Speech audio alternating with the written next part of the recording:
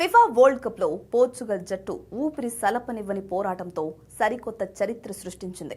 Toronto వేదికగా జరిగిన ఉత్కంఠభరితమైన round 32 match లో క్రొయేషియాపై 2-1 గోల్స్ తేడాతో పోర్చుగల్ స్టన్నింగ్ విక్టరీ నమోదు చేసింది.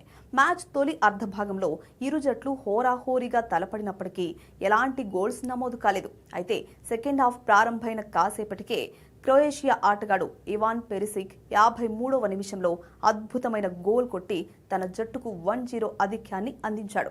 దాంతో ఓటమి అంచుల్లోకి వెళ్లిన పోర్చుగల్ క్యాంపులో తీవ్ర ఆందోళన మొదలైంది.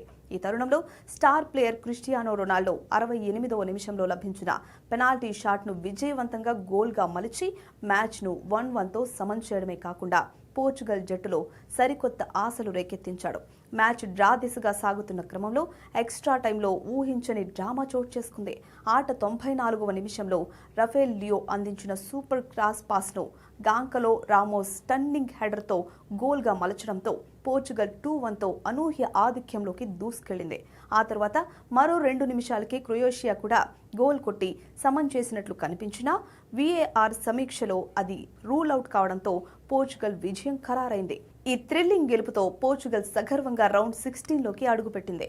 జూలై 6వ తేదీన డల్లాస్ స్టేడియంలో జరగబోయే హై వోల్టేజ్ రౌండ్ 16 మ్యాచ్లో యూరోపియన్ ఛాంపియన్స్ అయిన బలమైన స్పెయిన్ జట్టుతో పోర్చుగల్ తలపడనుంది.